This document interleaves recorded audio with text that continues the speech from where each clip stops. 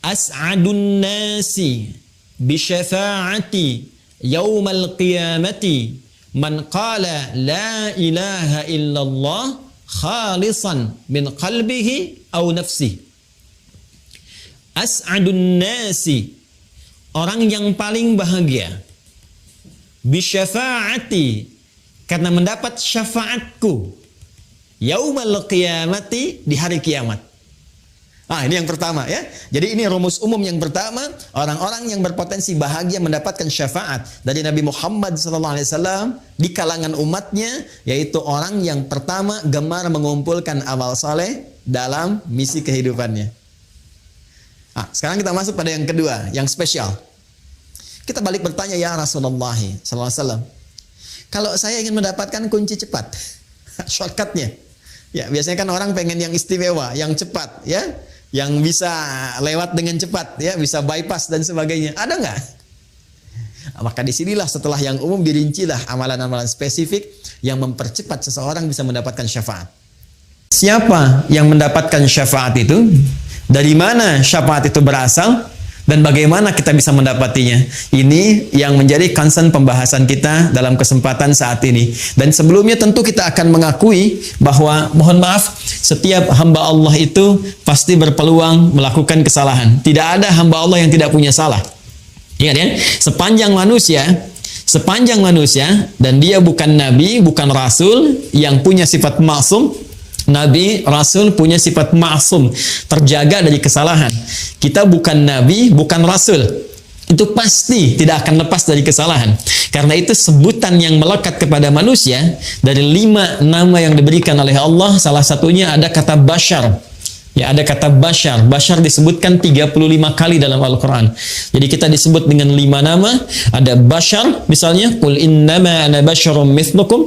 Atau Quran surah ke-15 ayat ke-28. Wa idh qala rabbuka lil malaikati inni khalikum bashara. Ya, disebutkan 35 kali dalam Al-Quran. Kadang disebut dengan ins. Ins disebutkan 18 kali pasangan ini dalam Al-Quran berpasangan dengan jin. Ya ma'syaral jinni wal ins wa ma khalaqatul jinna wal ins. Kadang disebutkan dengan al-insan, ya, wal 'asr innal insana lafi khusr.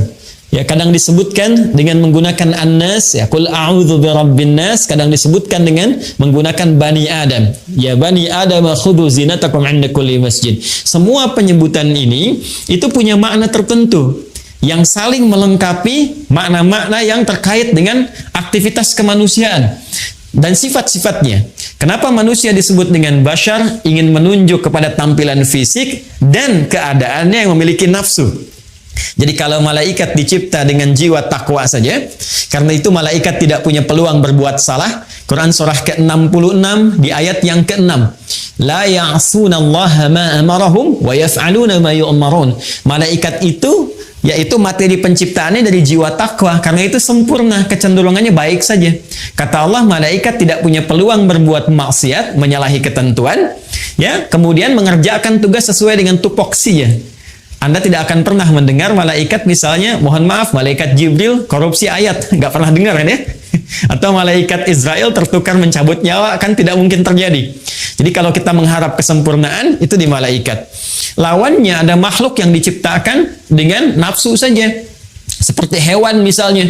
Ya, belakangan kemudian dikompori oleh setan. Karena itu di Al-Quran malaikat dengan setan jumlahnya itu sama. 88, malaikat disebutkan 88 kali, setan disebutkan 88 kali. Jadi malaikat jiwanya takwa saja, hewan itu nafsu saja. Nah, manusia itu menggabungkan keduanya. Saat tercipta keadaannya, ada jiwa takwanya yang cenderung pada kebaikan, sisi lain ada nafsunya, yang nama lainnya disebut dengan fujur itu. Ya, Quran surah ke-91 Asy-Syams di ayat 7 sampai 10. Wa nafsin wa ma sawwaha fa'alhamaha fujuraha wa taqwaha. Jadi setiap yang bernama manusia itu pasti ada dorongan-dorongan kebaikan jiwa takwa. Nanti yang didorong oleh malaikat, malaikat mendorong jiwa takwa kita supaya bangkit. Karena itulah ketika tadi ditampilkan misalnya ada pesantren begini, keadaan begini, itu sepanjang masih ada nilai kemanusiaan dalam dirinya, itu pasti ya, pasti akan ada dorongan kebaikan untuk merespon, walaupun responnya mungkin akan berbeda-beda, tapi minimal dia akan merasa ya, dengar suara adzan, nah itu ada pancaran dalam jiwanya, itu jiwa takwanya untuk merespon itu semua. Sisi lainnya ada fujur, nafsu. Ini yang diprovokasi oleh setan, diberikan was-was. Ya, nafsu ini nanti sebagai lawan dari takwa. Jadi kalau ada sifat jujur, nanti di nafsu ada dusta misalnya. Ya, kalau di takwa ada sabar, di nafsu ada marah. Demikian seterusnya, saling berkompetisi. Nah, yang paling menarik karena dalam diri manusia itu ada nafsu, maka konsekuensi yang terjadi, Quran surah ke-12 Yusuf ayat 53. Wa ma ubarri'u nafsi innan nafsa la'ammaratun bisu. Ya, sungguh aku tidak bisa mengatakan diriku itu orang suci. Kenapa? Karena masih ada nafsu. Sedangkan nafsu kecenderungannya diprovokasi oleh setan untuk mengajak kepada hal-hal yang buruk. Ya, illa ma rahima rabbi, kecuali yang dirahmati Allah. Itu para nabi yang terjaga tadi. Karena itulah, karena manusia memiliki kecenderungan nafsu, tidak lepas dari kesalahan, otomatis dalam kehidupannya pasti berbuat salah. Pasti. Ya, nah ketika kita datang ke dunia ini, kemudian kembali kepada Allah Subhanahu Wa Taala setelah berpetualang, mencari bekal, berkehidupan, dimanapun kita beraktivitas, pasti ada jejak-jejak kehidupan yang pernah ditapaki oleh sifat takwa, melahirkan kebaikan, itu yang disebut dengan amal saleh. Sisi lain ada jejak-jejak hitam yang ternoda, yang disebut amal salah itu, yang bersumber dari nafsu. Sekarang siapa yang bisa memastikan saat ini pada diri kita semua bahwa kebaikan kita, kesolehan kita itu lebih besar dibandingkan kesalahan kita? Siapa di antara kita yang bisa memastikan bahwa dalam hidup ini salahnya sedikit atau nggak punya salah sama sekali? Sampai sore ini saja jam 4:05, dari pagi kita bangun sampai sekarang, berapa kali, saya tidak katakan kita, mata ini melihat yang salah berapa kali? Lihat handphone, ya, ternyata ada gambar yang tidak pantas, ada video yang tidak elok untuk dilihat, itu baru mata. Berapa kali pikiran kita berbuat keliru berpikir sampai dengan detik ini? Berapa kali telinga mendengar yang keliru? Ya, sampai ke ujung kaki, kalikan berapa tahun kita menjalani kehidupan, berapa bulan, berapa hari terbayang, dan dalam saat yang bersamaan kita masih mengharapkan surga. Saat bersamaan kita bisa mengharapkan rahmat Allah Subhanahu Wa Taala. Nah, dalam rahmat itulah sebelum kita bertanya kepada Allah, Allah memberikan jawaban. Dengan sifat rahmannya, dengan sifat rahimnya, ada peluang-peluang hamba Allah. Sekalipun boleh jadi pernah melakukan kesalahan-kesalahan di muka bumi, atas rahmat Allah tertentu, maka diturunkanlah satu penggenapan dari amalannya, yang dengan itu bisa meringankan dosa-dosanya, atau bahkan menghapuskannya, memaafkan kesalahannya, dan menjadi perantara untuk mendapatkan rahmat yang terbaik. Itulah yang disebut dengan syafaat. Dan dari sini kemudian di Quran surah Az-Zumar, ya, surah ke-39 di ayat yang ke-44, Allah menyampaikan, Qulillahu syafa'atu jami'a. Ya, Qulillahu syafa'atu jami'a. Allah minta kepada Nabi Muhammad SAW untuk memviralkan.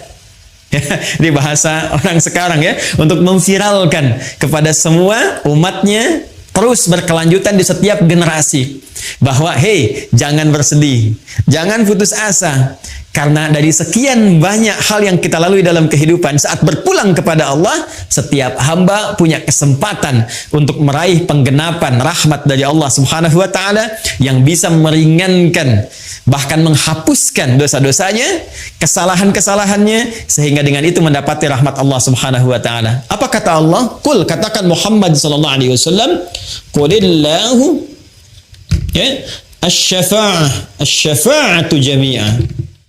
Katakan Muhammad sallallahu alaihi wasallam, milik Allah lah. Milik Allah lah asy-syafa'ah. Nah, ini syafaat. Kalau kita kembalikan ke arti tadi, milik Allah lah syafaat. Segala perantara yang dapat meringankan, ya, yang dapat menghapuskan kesalahan-kesalahan, dosa-dosa, permohonan untuk mendapatkan rahmat, penggenapan semua anugerah dari Allah Subhanahu Wa Taala. Katakan Muhammad, semua bentuk ini, semua dalam bahasa Arab, semua hal yang terkait dengan satu hal tertentu, semuanya bersifat holistik, komprehensif, itu bahasa Arabnya jami' namanya. Ya.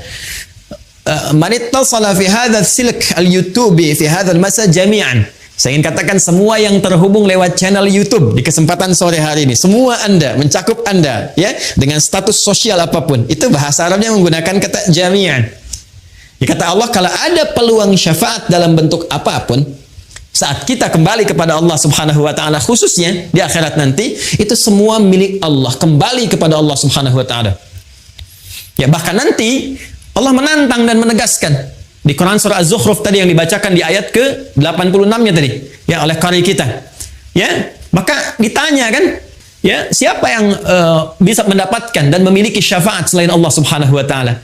Nah, itu satu penegasan dari Allah Subhanahu wa taala untuk memberikan kesan pada setiap hamba. Pertama, setiap kita berpeluang mendapatkan satu perantara-perantara kebaikan, yaitu syafaat dari Allah Subhanahu wa taala yang dapat meringankan dosa-dosa kita, bahkan menggugurkannya dan menaikkan status baik kita di hadapan Allah Subhanahu wa taala.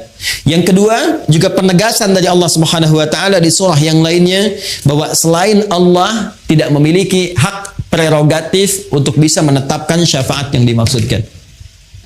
Baik, kalau kita sudah paham sampai di sini, mengetahui makna syafaat secara istilah, pemilik syafaat itu siapa? Baru kemudian kita bisa berbicara bagaimana kita bisa mendapatkan informasi tentang syafaat itu yang bersumber dari pemiliknya. Yang bersumber dari pemiliknya. Mari kita lacak, Bapak Ibu sekalian, ke Quran dulu. Surah ketiga Ali Imran di ayat ke-31. Setelah ini nanti baru kita akan masuk dalam turunan hadis-hadis Nabi sallallahu alaihi wasallam. Qul in kuntum tuhibbunallaha fattabi'uni yuhibbukumullahu wa yaghfir lakum dzunubakum. Baik, mari kita fokus pelan-pelan. Kembali ke makna syafaat yang tadi kita sampaikan. Ya, syafaat adalah satu anugerah, penggenapan dari amalan, pemberian ampunan, pemaafan dari kesalahan-kesalahan, perantara untuk mendapatkan rahmat Allah Subhanahu wa taala. Kalau kita ambil semua hal tadi, semua makna tadi, bukankah ini mengarah kepada cinta Allah Subhanahu wa taala? Yang menariknya, formulasi cinta dalam Al-Quran ketika seorang hamba mendapatkan cinta Allah, itu formulasinya, raihan yang didapatkan pertama kali adalah buah-buah dan syafaat. Buah syafaat itu kan ampunan Allah tadi kan? Ya, pemaafan dari kesalahan, peringanan dari dosa-dosa, bahkan penghapusannya. Itu ternyata ketika kita lihat di Al-Quran, buah dari syafaat ini yang tadi disebutkan, itu lahir dari cinta Allah kepada hamba. Nah, formulasi cinta ini disebutkan langsung dalam Al-Quran serta konsekuensi untuk mendapatkan buah cinta tadi atau hasil dari syafaat. Ya. Yuk kita lihat Quran surah ketiga ayat 31.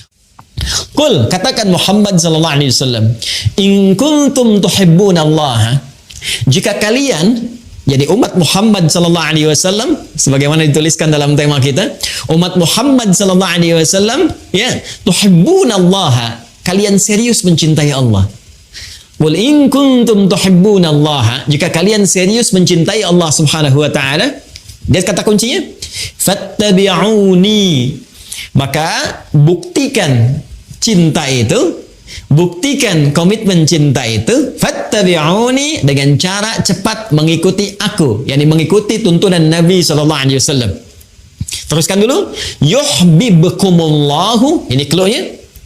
Yuhibbukumullahu, maka orang-orang yang mampu mengikuti tuntunan Nabi dalam kehidupannya, dalam dia beraktivitas, dalam dia mengerjakan segala hal, yuhibbukumullah, dia akan berpeluang mendapatkan cinta Allah Subhanahu wa taala. Dan buah dari cinta itu, wa yaghfir lakum dzunubakum, dan dengan itulah Allah akan berkenan memberikan ampunan dari semua dosa-dosa yang pernah ia lakukan. Perhatikan kalimatnya, yuhibbukumullah, Allah akan mencintai kalian. Ketika cinta diberikan, yaghfir lakum dzunubakum, yang pertama Allah berikan pada orang-orang yang mendapatkan cinta Allah, ternyata bukan materi dunia, bukan kedudukan, bukan harta benda, awas hati-hati, tapi ampunan dari semua dosa-dosa. Ini bentuknya jama'. Dzambun itu bentuk tunggalnya, dzunubun bentuk jama'nya. Ketika Allah mencintai seorang hamba, kata Allah yang pertama diberikan ampunan dari semua dosa-dosanya. Bukankah ampunan dari segala dosa itu adalah buah dari syafaat? Ya? Ya kalau kita lihat tuh, ya bagaimana hubungannya tuh, ya gambarannya. Dari syafaat tadi telah kita uraikan. Kemudian syafaat gambaran dari cinta Allah. Orang yang cinta Allah diminta untuk membuktikan cintanya dengan mengerjakan amalan tertentu. Lantas turun cinta itu. Ketika cinta diberikan, maka buah dari syafaat itu ampunan dari semua dosa yang menggenapkan semua amalan itu diberikan oleh Allah Subhanahu wa taala. Nah, jadi kalau ingin kita katakan siapa yang berpeluang mendapatkan syafaat itu, maka dijawab oleh ayat ini fattabi'uni, yaitu orang-orang yang mau mengikuti tuntunan atau petunjuk Rasulullah sallallahu alaihi wasallam, Nabi Muhammad sallallahu alaihi wasallam. Ya, karena itu sudah tepat kalau panitia memberikan judul dengan itu syafaat untuk umat Nabi Muhammad sallallahu alaihi wasallam. Ya, itu sudah ada clue-nya di situ.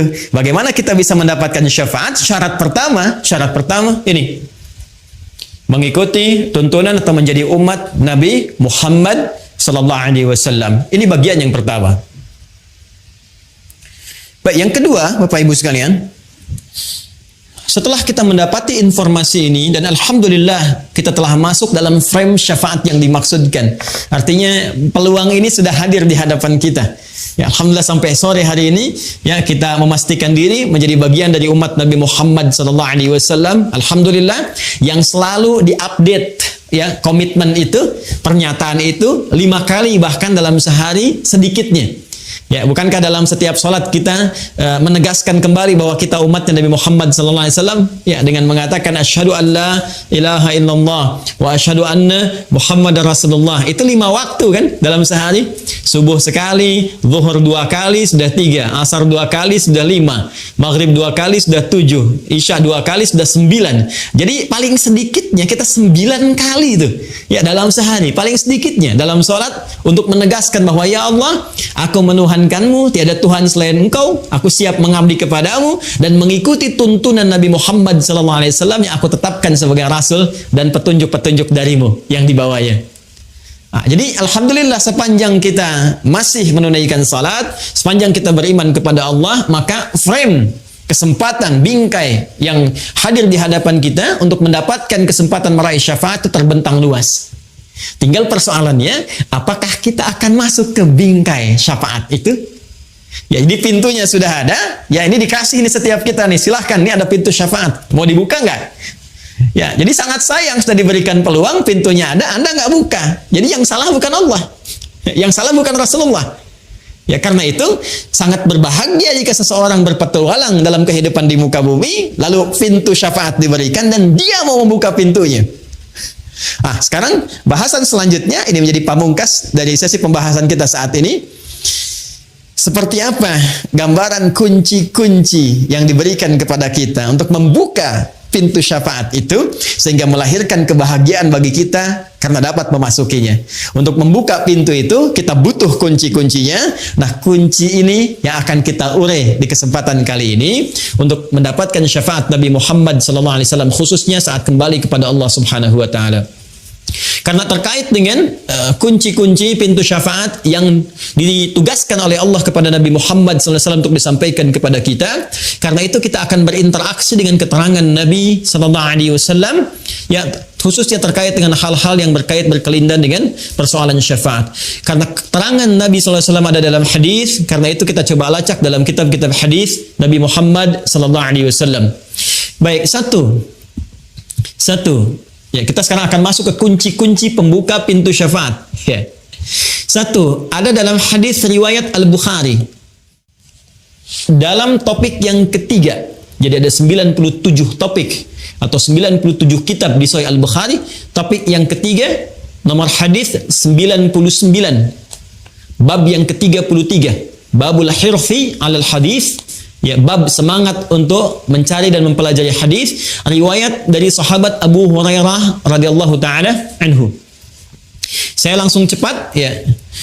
Rasulullah SAW pernah menyampaikan dalam hadis ini, perhatikan kalimatnya, as'adun nasi bi syafa'ati yaumal qiyamati Man qala la ilaha illallah khalisan min qalbihi aw nafsihi. As'adun nasi, orang yang paling bahagia, bisyafaati, karena mendapat syafaatku, yaumal qiyamati, di hari kiamat. Baik, satu, saya kembalikan. Man qala la ilaha illallah khalisan min qalbihi aw nafsihi, ialah orang yang mampu dengan ikhlas. Awas. Orang yang mampu dengan ikhlas, dengan tulus mengucapkan la ilaha illallah, ikhlas bersyahadat, min qalbihi aw nafsihi, yang bersumber langsung dari kalbunya, dari jiwanya. Bersumber dari jiwanya. Ini penting saya jelaskan Bapak Ibu sekalian. Bagaimana ciri seseorang yang mengucapkan syahadat bersumber dari jiwanya? Karena setiap muslim, tadi saya katakan, itu berpotensi mengucapkan kalimat syahadat. Artinya semua orang berpeluang mendapatkan syafaat. Tapi tidak semua yang mengucapkan syahadat di lisannya itu bisa bersumber dari hatinya. Bahkan nanti turun Quran surah ke-49. Jadi ada orang-orang, sekelompok orang Arab Baduy datang kepada Rasulullah ingin mengatakan, "Ya Rasulullah, kami telah beriman, kami telah mengimplementasikan syahadat di lisan sampai masuk ke dalam qalbu." Turun jawaban. Ya, turun ayat ini mengatakan qalatil a'rabu amanna. Orang Arab Baduy berkata, datang kepadamu, kami telah beriman dengan benar. Kata Allah, "Qul lam tu'minu." Katakan Muhammad sallallahu alaihi wasallam, kalian belum serius imannya. Walakin qulu aslamna walamma yadkhulul imanu fi qulubikum. Tapi cukup katakan dulu, kalian baru masuk Islam. Bukankah syarat masuk Islam pertama mengucapkan dengan lisan? Asyhadu an la ilaha illallah, kalimat ini. Asyhadu an la ilaha illallah wa asyhadu anna Muhammadar Rasulullah. Itu kan di lisan. Ketika diucapkan di lisan, sah dia sebagai muslim. Tapi persoalannya, apakah kalimat tadi yang disampaikan di lisan mengalir ke dalam jiwa kita? Ke hati kita? Ya, ini ada perbedaannya. Kata Al-Quran langsung ditegaskan, jika syahadat yang diucapkan itu mengalir sampai kepada kejiwanya, ya, maka ini akan melahirkan satu getaran dalam jiwanya, berbentuk sebuah keyakinan tanpa ragu terhadap apa yang ia yakini, yang ia peluk, yaitu Islam. Ya, keyakinan tanpa ragu itulah yang disebut dengan iman namanya. Orangnya disebut dengan mukmin namanya. Nah, ciri-ciri orang yang punya iman, yang bernama mukmin itu, ini punya cirinya. Ketika syahadatnya sampai ke dalam jiwanya, kemudian masuk ke dalam jiwa takwanya, yang tadi saya sebutkan di awal, dia menjadi mukmin, bukan sekedar muslim. Ya, dia punya iman, keyakinan tanpa ragu dalam jiwanya, maka getaran keimanan ini itu akan menjadi cahaya yang memberikan bimbingan kepada setiap anggota tubuhnya untuk melakukan perbuatan sesuai dengan bimbingan imannya. Perbuatan dalam bahasa Arab disebut dengan amal. Bimbingan iman yang mengiringi perbuatan itu yang ditetapkan, disetujui oleh Allah, dianggap baik oleh Allah, disebut dengan salih namanya. Maka muncullah di sini istilah amal saleh. Amal saleh. Karena itu setiap kita menemukan kalimat iman dalam Al-Quran, itu seringkali diiringi dengan kata amal saleh. Sekarang tiba waktu asar kan? Tadi kan kita salat asar ya? Sekarang surah Al-Asr, lihat ayat surah ke-103. Wal asr. Ya, wal asr. Aku bersumpah kata Allah demi kesempatan waktu yang diberikan pada setiap hamba. Asar itu bukan sore. Asar itu setiap kesempatan yang diberikan oleh Allah kepada kita untuk beraktivitas.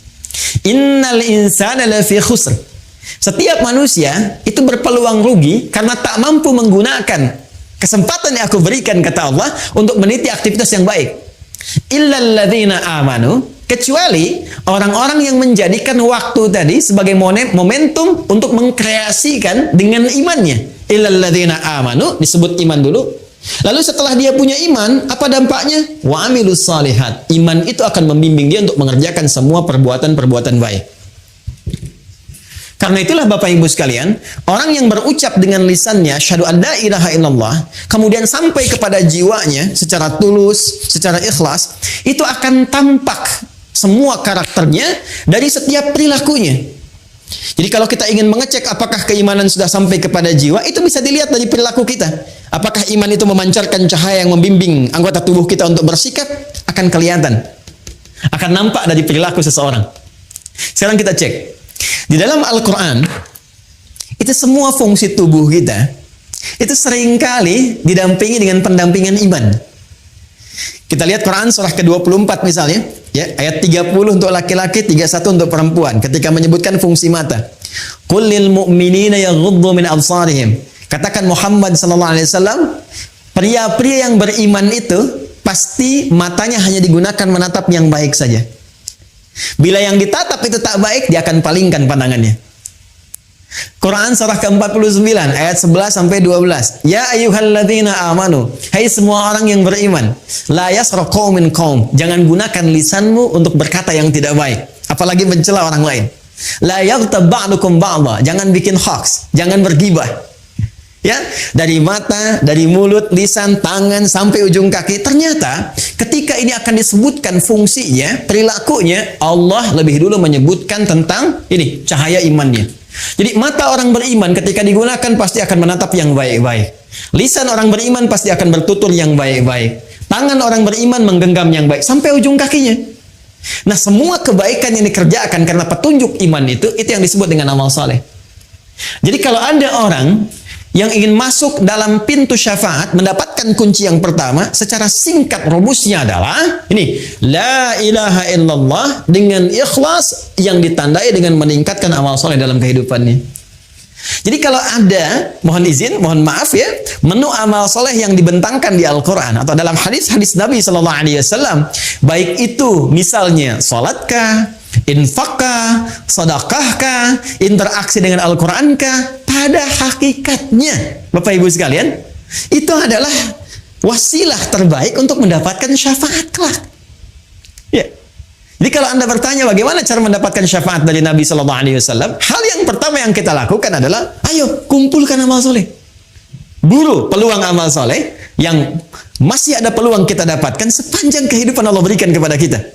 Ya, jadi ini kunci yang pertama, seseorang yang ingin mendapatkan syafaat dari Nabi Muhammad SAW khususnya, maka rumus umum yang pertama, sekali lagi saya katakan rumus umum yang pertama, artinya semua orang berpeluang mendapatkannya, ya, adalah mengumpulkan amal soleh dari semua peluang yang dibentangkan kepada kita dalam konteks kehidupan kita pada saat ini. Jadi silahkan Pak, ya, kalau nanti tiba waktu salat, ya kita membacanya bukan sekadar kewajiban, ini peluang saya mendapat syafaat nih. Kalau saya tinggalkan, saya malas-malasan, sekarang Anda merespon salat dengan malas-malasan.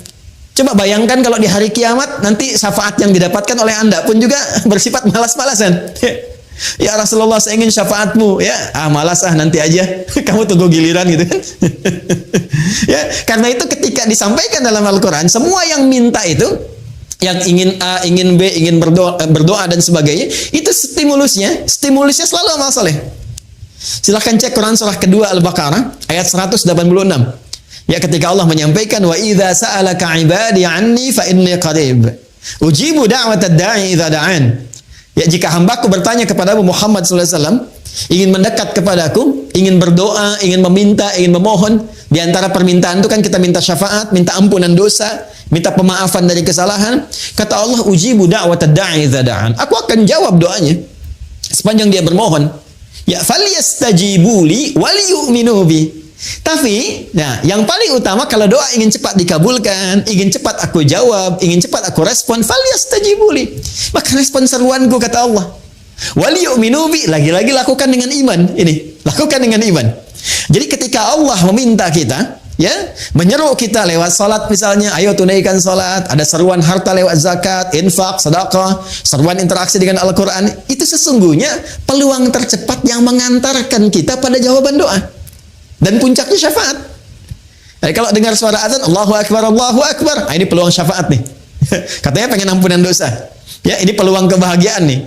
Makanya panggilan salatnya disandingkan dengan kebahagiaan. Bukankah Anda kalau sudah mendapatkan jawaban bahagia? Makanya ketika Anda bertanya, kenapa sih mesti sholat? Ya, hayya 'alas shalah. Ayo sholat, kenapa harus sholat? Jawabannya indah sekali. Allah tidak mengatakan itu kewajiban bagimu, ini begini, ini begitu. Iya, hukum secara fikih kewajiban, wajib kita mengerjakan. Kenapa dipaksa wajib? Hayya 'alal falah, supaya kamu bahagia. Di saking rahmannya Allah kepada kita, dijadikan salat itu wajib yang memaksa kita mendapatkan kebahagiaan yang kita inginkan. Nah, ini yang pertama ya. Jadi ini rumus umum yang pertama, orang-orang yang berpotensi bahagia mendapatkan syafaat dari Nabi Muhammad SAW di kalangan umatnya, yaitu orang yang pertama gemar mengumpulkan amal saleh dalam misi kehidupannya. Nah, sekarang kita masuk pada yang kedua, yang spesial. Kita balik bertanya, ya Rasulullah SAW, kalau saya ingin mendapatkan kunci cepat, shortcutnya, ya biasanya kan orang pengen yang istimewa, yang cepat, ya, yang bisa lewat dengan cepat, ya, bisa bypass dan sebagainya. Ada nggak? Maka disinilah setelah yang umum dirincilah amalan-amalan spesifik yang mempercepat seseorang bisa mendapatkan syafaat. Baik, yang pertama, mari kita kembalikan ke hadis Nabi SAW. Qala Rasulullah SAW bima ma'na awlan nasi bi syafaati yawmal qiyamati aktsaruhum alayya salatan. Baik, tadi amalan umum, sekarang kita masuk kepada amalan cepatnya yang khusus. Orang yang paling utama, kata Nabi, aulan nasi, orang yang paling utama bi syafaati yaumal qiyamati, untuk mendapatkan syafaatku di hari kiamat, aktsaruhum alayya salatan, yaitu orang yang paling banyak di antara mereka bersolawat kepadaku, kata Nabi Muhammad sallallahu alaihi wasallam. Jadi kalau tadi masih umum sifatnya amal saleh, sekarang mulai khusus. Ya. Yang kedua adalah salawat kepada Rasulullah sallallahu alaihi wasallam, Muhammad sallallahu alaihi wasallam. Allahumma salli ala sayyidina Muhammad wa ala alihi wa sahbihi. Allahumma salli ala sayyidina Muhammad. Kita bacakan. Ternyata manfaat salawat itu bukan hanya menghadirkan feedback, ya, satu balasan balik, umpan balik kepada kita semua, berupa 10 kali lipat balasan dari Allah.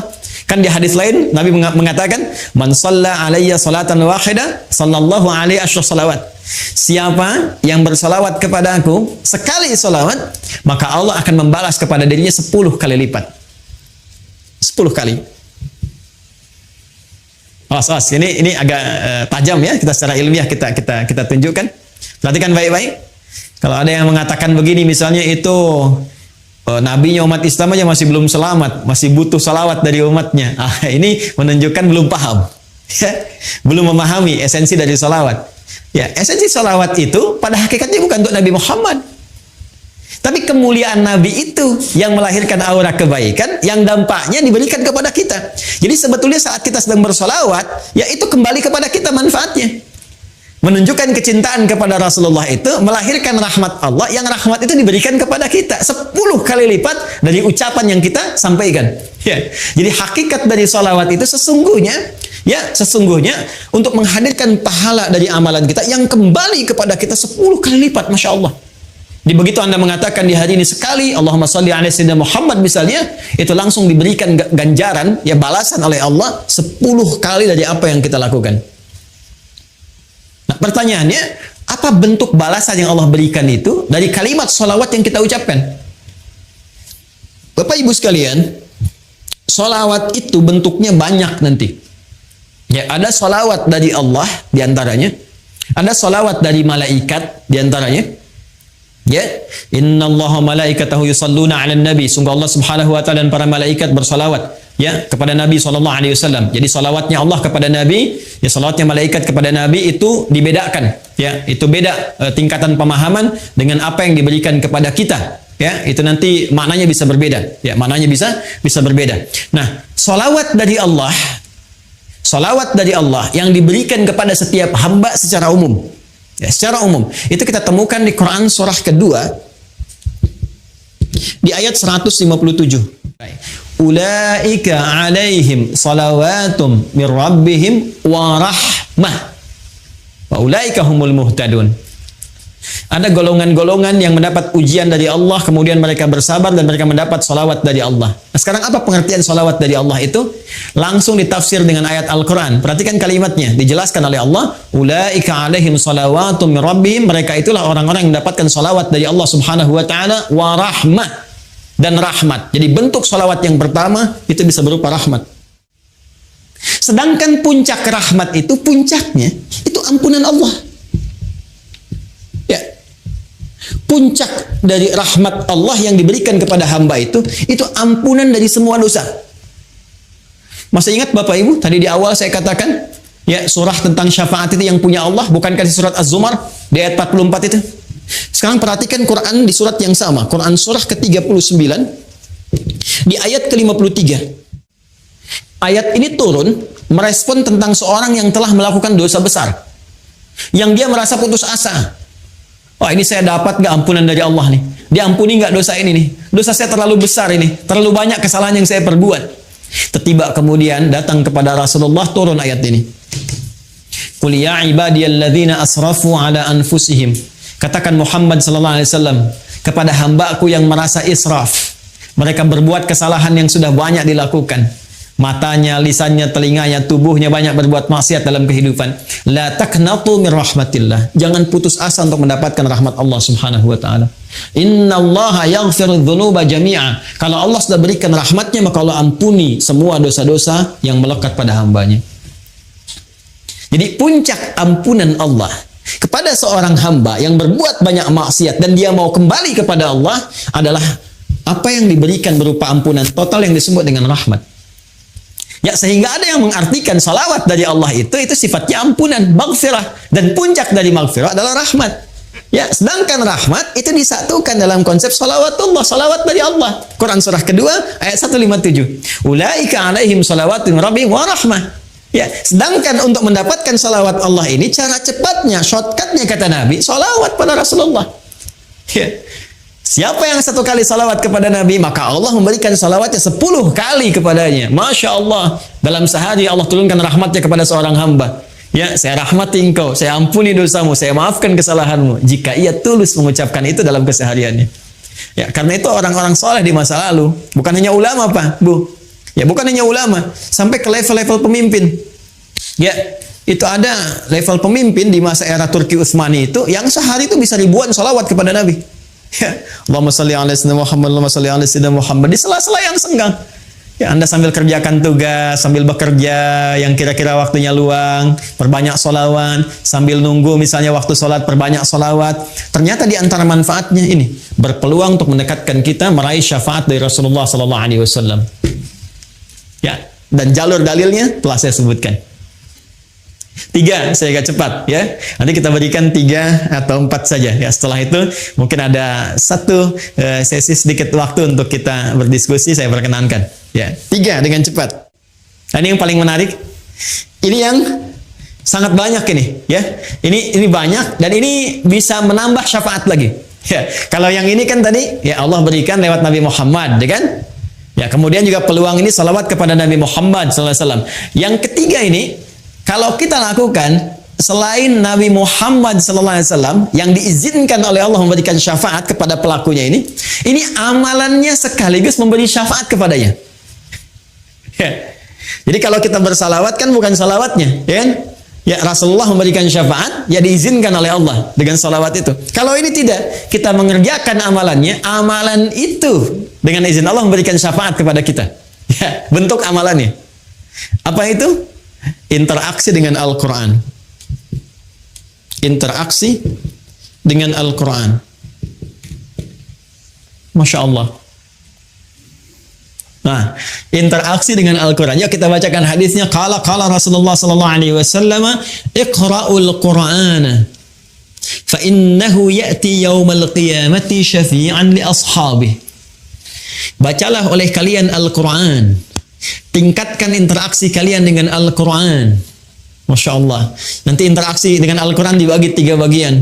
Ada yang membaca, memahami, ya, kemudian membaca, mengkaji, dan yang terakhir menghafalkan. Ya, menghafalkan. Ketiga-tiganya berusaha mengamalkannya. Dia mencintai Quran, dia berinteraksi dengan Al-Quran. Ini yang disebut ahli Quran. Ya, jangan salah paham ya Bapak Ibu ya. Ahli Quran itu bukan dibatasi yang hafal 30 juz, bukan. Ahli Quran itu yang punya kecintaan terhadap Quran dan bentuknya macam-macam. Ada dia belum hafal tapi rajin ngaji gitu. Rajin tiap hari. Satu hari ada yang 1 juz, satu hari ada yang 2 juz, satu hari ada yang 5 juz. Terus dia baca, bahkan meninggalnya pun sedang pegang mushaf. Ada yang begitu, Masya Allah. Ya. Ada lagi ahli Quran yang dia senang mengkaji. Hari ini aku ingin tahu makna surat Al-Duha. Besok aku ingin riset surat Al-Insyirah. Rajin dia. Kaji. Yang ketiga ada ahli Quran yang alhamdulillah, Masya Allah, sekarang sedang banyak meningkat di Indonesia. Menjadi ahli Quran yang menghafal Al-Quran. Penghafal Quran. Quranun yamshi, Quran yang berjalan di muka bumi. Ya, dia menghafal, berinvestasi waktunya untuk mendekat kepada Allah lewat Al-Quran. Ternyata itu luar biasa. Kata Nabi, iqra'ul Qur'ana, berinteraksilah kalian dengan Al-Quran, minimal kalian perbanyak bacaan Al-Quran itu, fa innahu ya'ti yaumal qiyamati syafi'an li ashabi. Karena sesungguhnya Al-Quran itu sendiri, akan datang di hari kiamat, ya, kemudian memberikan syafaat kepada sahabat-sahabatnya. Siapa sahabat Al-Quran itu? Tadi yang saya sebutkan. Sahabat itu kan dari kata sahiba, sesuatu yang dekat, lekat. Orang yang lekat, cinta dengan Al-Quran, nggak mau pisah dengan Al-Quran. Tiap hari kalau nggak baca hatinya gersang, gelisah. Kalau dia nggak ngaji, nggak enak, perasaan ada yang hilang, kan? Kalau dia nggak murajaah, ada yang nggak enak. Itu yang seperti itu, Qurannya nanti, ya itu akan jadi syafaat bagi dia di hari kiamat. Bahkan hadis tentang ini begitu rinci. Kalau kita lihat di At-Tirmidzi misalnya, ya di At-Tirmidzi hadisnya lebih jelas sekali. Ya ketika nanti akan dihisab di hari kiamat, itu selain diberikan pahala yang sangat luar biasa, satu hurufnya 10, man qara'a harfan min kitabillahi falahu asyru hasanat. Siapa yang membaca satu huruf di kitabullah itu, di Al-Quran, dibalas dengan 10 kebaikan. Ya, langsung. Nanti saat kembali kepada Allah, Qurannya berkata, Allahumma halli. Ya, sebelum ditempatkan dia ke surga dengan izin Allah Subhanahu wa taala ketika mendapat rahmatnya, kata Allah, ya, itu langsung Qurannya memohon kepada Allah, Allahumma halli, ya Allah, berikan hiasan pada dirinya, bedakan dengan yang bukan ahli Al-Quran. Ya, maka dipakaikan kepadanya mahkota kehormatan, tajul karamah. Diberikan mahkota. Ya, kemudian diperintahkan orang tua atau fasilitator yang menjadikan dia senang dengan Al-Quran, yang sama-sama mendapat rahmat Allah, diberikan pula. Kemudian Al-Qurannya berkata, ya Allah tambahkan lagi kepadanya. Ya, tambahkan kepada yang ahli Quran tadi. Bedakan dengan fasilitator. Fayul basu ilaihi libasal karamah. Maka dipakaikan jubah kehormatan. Jadi dia pakai mahkota kehormatan, pakai jubah kehormatan, dan dahsyatnya ketika akan masuk ke dalam surga setelah mendapatkan syafaat tadi yang Allah izinkan, itu turun langsung ayat menyampaikan. Di Quran surah ke-13 Ar-Ra'du ayat 23 sampai 24. Itu diparadekan, disambut oleh semua para malaikat di depan pintu surga. Jannatu 'adnin yadkhulunaha wa man salaha min abaihim wa azwajihim wa dhurriyyatihim wal malaikatu yadkhuluna 'alaihim min kulli bab. Salamun 'alaikum bima sabartum fa ni'ma 'uqbaddar. Fa ni'ma 'uqbaddar. Ya, kata Allah, ada nanti golongan sekeluarga besar, sekelompok akan masuk surga dari surga Aden. Kemudian disambut oleh para malaikat di depan pintu surga. Malaikat melewati. Kata malaikat, selamat ya, kalian telah sabar berjuang untuk mendapatkan kemuliaan ini. Sekarang silahkan nikmati tempat terindah yang paling nikmat yang belum pernah dijamah oleh siapapun dari makhluk Allah Subhanahu wa taala. Ahli Quran. Ahli Quran. Ya, bahkan nanti di hadis lain, Anda yang baru sampai Al-Baqarah saja dengan Ali Imran, itu diapresiasi langsung oleh Allah. Al-Qurannya itu, Al-Baqarah, Ali Imrannya menjadi pelindung kita di yaumil mahsyar. Syafaat pertama yang didahulukan. Itu kalau sudah begitu tanda-tanda kebaikan. Kan di hadis umum itu cuma 7 golongan kan? Masih dengar? Ya, masih ingat? Sab'atun yadhilluhumullahu fi dhillin yauma la dhilla illa dhilluh. Ada 7 golongan yang dilindungi, dinaungi di hari kiamat. Ya, saat proses hisab itu, saat semua orang tidak berpotensi mendapatkannya, 7 golongan dapat itu. Ya, al-imamul adil, ada pemimpin yang adil, dan terusan-terusan yang lainnya. Ya, tapi dari sekian banyak 7 golongan itu, ada orang yang punya khusus, spesifik, naungan khusus. Jadi kalau dia keluar dari naungan besar itu pun masih ada naungannya sendiri. Siapa itu? Adalah orang yang menjadi kerabat surah Al-Baqarah dan surah Ali Imran. Iqra'u Zahrawaini, kata Nabi. Banyak-banyakin kalian dekat-dekat dengan surah Al-Baqarah dan Ali Imran. Zahrawaini. Ya, fa'innahuma, maka sesungguhnya mereka berdua, ya, yaitu Al-Baqarah dan Ali Imran itu, keduanya akan menjadi 2 awan yang menaungi khusus. Ya, ghamamatan, ya, kedua awan yang menaungi khusus untuk hamba Allah ahli Al-Baqarah dan Ali Imran saat yaumul hisab itu terjadi. Ini syafaat. Jadi sekali lagi, ya kalau kita persingkat dari bahasan dan waktu yang singkat ini, setiap orang yang ingin mendapatkan syafaat Nabi, itu pintunya sangat berpeluang. Dihadirkan oleh Allah Subhanahu wa taala sepanjang dia menjadi umat Muhammad sallallahu alaihi wasallam. Hanya persoalannya, dia harus memiliki kunci untuk membukanya. Maka kuncinya terletak kepada amal-amal saleh. Dia bisa siapkan dari sekarang menu-menunya. Silahkan sepanjang punya kesempatan, Bapak Ibu sekalian rumuskan amal saleh yang bisa kita lakukan saat ini. 1, 2, 3 dan sebagainya. Sepanjang kita mampu. Ya kalau bisa, saya waktu kecil itu suka bikin buku isinya tuntunan amal soleh. Jadi saya tuliskan tuh. Kalau sholat ada berapa jenis, yang fardu, yang sunnah, terus gitu. Nanti kalau saya kerjakan checklist, kalau tidak saya silang gitu ya.